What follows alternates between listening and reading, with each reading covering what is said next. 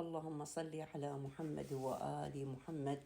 السلام عليكم أهل القرآن ورحمة الله وبركاته. اليوم على بركة الله نبدأ بأحكام النون الساكنة والتنوين، الإدغام بغنة وبدون غن. على الله توكلنا.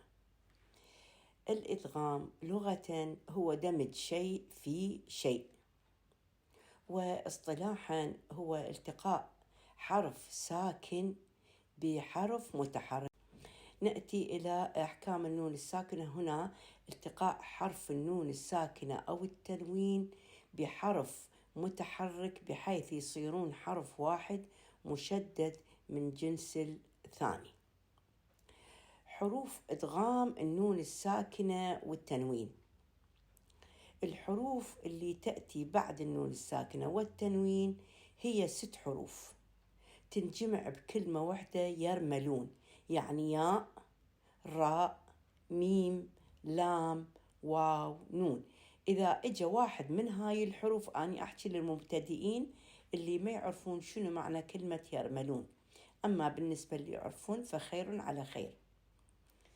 إذا وقع واحد من هاي الحروف، الياء، الراء، الميم، اللام، الواو، النون، بعد النون الساكنة والتنوين، بشرط يكون في كلمة أخرى بعد النون الساكنة بكلمة أخرى، بعد التنوين بكلمة أخرى، وجب الإدغام بين النون الساكنة والتنوين وبين الحرف الآخر. نأتي إلى أنواع الإدغام. الإدغام يكون على نوعين: إدغام بغنة أو إدغام بدون غنة. الغنة ما معناه أنه يطلع الصوت من الخيشوم، مثلا بهذا الشكل، هاي معنى الغنة. سنأتي فيما بعد أشرح لكم عن الغنة بشكل مفصل.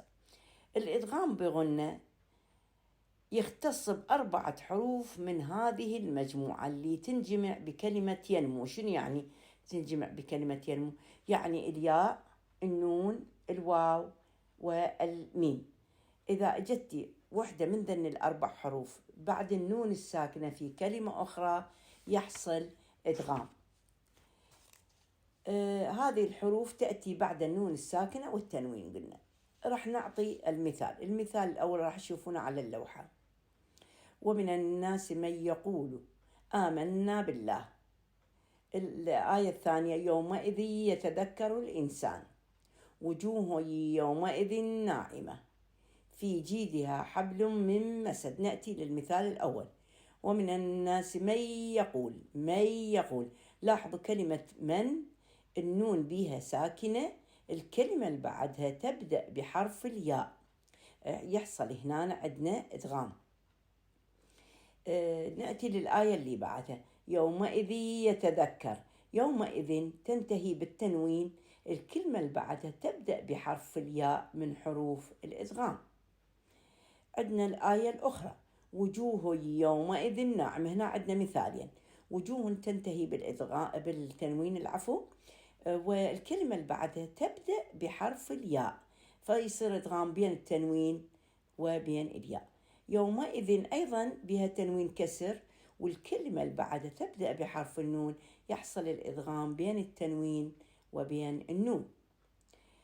المثال الآخر: في جيدها حبل من مسد. هنا عندنا مكانين: حبل ينتهي بتنوين الضم، والكلمة اللي بعدها تبدأ بالميم، فيصير إدغام بين التنوين وبين الميم. كلمة من عندنا هنا تنتهي بنون الساكنة. نون الساكنة يأتي بالكلمة اللي بعدها ميم، أيضا يحصل إدغام بين النون الساكنة والميم في كلمة مسد. ولسانا وشفتين. ولسانا وشفتين. لسانا ينتهي بالتنوين، الحرف اللي بعده أو الكلمة اللي بعده تعتبر كلمة أو حرف، هنا عندنا واو فيحصل إدغام.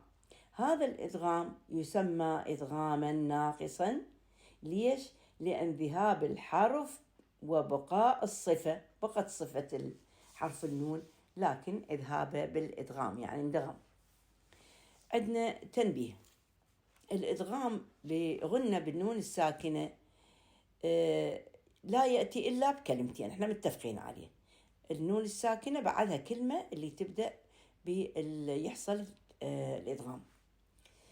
في هناك بعض الامتناع، يمتنع الإدغام في كلمة واحدة. إذا حصل النون الساكنة يأتي بعدها أي من هاي الحروف بنفس الكلمة ما يصير بها إدغام. تلاحظون شلون؟ نعطي مثال. مثلا عندنا في كلمة دنيا وكلمة بنيان، سنأتي ونعطيكم الأمثلة. دنيا هنا النون ساكنة بنفس الكلمة أكو يمها ياء، لكن هنا ما يدغم يمنع. بنيان أيضا بعدها ياء. كلمة عندنا صنوان وغير صنوان وقنوان، بعد النون أكو واو، وأيضا هنا بقنوان بعد النون أكو واو، لكن ما يدغم. فهنا يمتنع الإدغام في هذا الموضوع. ليش؟ لأن إجتي بعد النون الساكنة في نفس الكلمة حرف الإدغام، فلا يحصل بها إدغام. هذا هو التنبيه بالنسبة للإدغام إذا أجى في نفس الكلمة. هنا عندنا تنبيه آخر. يمتنع التنوين إذا أجى في نون مالت ياسين والقرآن الحكيم. ياسين عندنا لو نمدها ياسين نون ساكنة. إذا ردنا نستمر بالقراءة ياسين والقرآن، النون الساكنة بياسين لا تدغم مع الواو بالآية الثانية. نون والقلم، نون أيضا تنتهي بنون ساكنة وراها الواو، هنا يمتنع ولا يحصل إدغام في هذه الآيات. نأتي للموضوع الآخر، الإدغام بلا غنة. هنا يختص الإدغام بلا غنة بالحرفين اللي بقت، اللي هي لام وراء.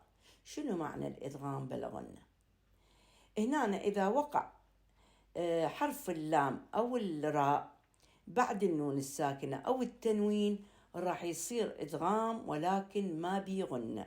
نلاحظ باللوحة فإن لم تفعلوا، فإن لم، إذن انتغمت النون بحيث ما ظهرت النون نهائي وصار عندها إدغام، لأن إجا وراها حرف اللام الإدغام كامل ولا يوجد فيه غنة. فإن لم ويل سائغ للشاربين همزة اللمزة. لاحظوا التنوين راح، النون راحت وهي حرف اللام. نأتي للآية الأخرى، جزاء من ربك. هنا جزاء عندنا إدغام ناقص التنوين مع الميم، هاي قلنا عنها، لكن النون ويا الراء من ربك يحصل بها إدغام كامل. من ربك، من ربك، فإن ربك غفور رحيم، غفور رحيم، التنوين مع الراء. توابا رحيما، توابا رحيما، التنوين مع الراء. من رب، من رب، النون ويا الراء. رب الرحيم، رب الرحيم. هنا اكو مثالين عندنا بهذه الآية. هنا نسميه إدغام تام. ليش؟ لأن ذهاب الحرف والصفة بشكل كامل. عندنا تنبيه أيضا في آية من راق، ما بيها إدغام بين النون والراء، إدغام لا كامل ولا ناقص. ليش؟ وقيل من راق في الآية، وقيل من راق، لأن هنا عند النون أكو وقف وأكو سكتة. فهنا بالقرآن عدة مكانات مكتوب سكتة، يعني نوقف على الحرف الأخير. لهذا السكت انمنع الإدغام في هذه الآية. الآن ننتقل للتطبيقات. راح أنزل لكم التطبيق هذا في صندوق الوصف. أريد منكم تطلعوا لي الحروف اللي بيها إدغام كامل وإدغام ناقص، ويا ريت تقروا لي إياها بصوتكم حتى نقدر نصحح لكم. إلى هنا نتوقف، آملين أن نستمر معكم في أحكام التجويد. والسلام عليكم ورحمة الله وبركاته. لا تنسونا بالدعاء لي ولوالدي والإخواني بالرحمة والمغفرة. ولأولادي بالتوفيق، ولكم أيضا ولأولادكم. والسلام عليكم ورحمة الله وبركاته.